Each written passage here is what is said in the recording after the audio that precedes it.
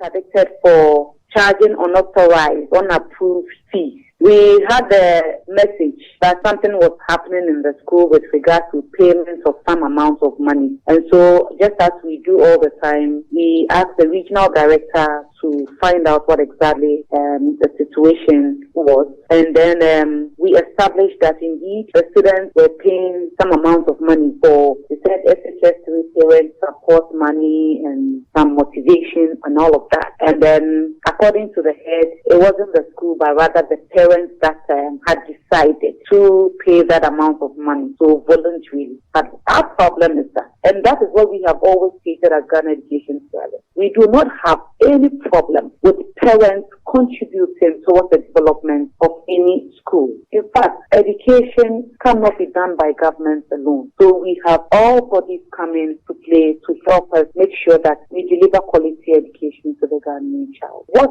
we detest is when these amounts of money are levied. Once it becomes a levy, and that is what we established initially, that's our prima facie case that we established, was that the students have been levied. And when they are levied, it means that if we do not pay, there's a consequence. And in the case of West Africa Senior High School, the SHS, for example, had been told that if you do not pay, your clearance form or whatever will not be signed for you to even have and leave the school finally when you complete. If parents decide to give, depends on the capability of the parent. If somebody can pay 200, another person can pay 100, another person can pay 50, that is their own issue. But once you levy across that all of them should pay a particular amount of money, and that if that amount is also not paid, there is a consequence, then we believe that shouldn't happen. And that's why we have asked the headmistress to step aside. As you rightly indicated, you are not against parents assisting in the funding of education. So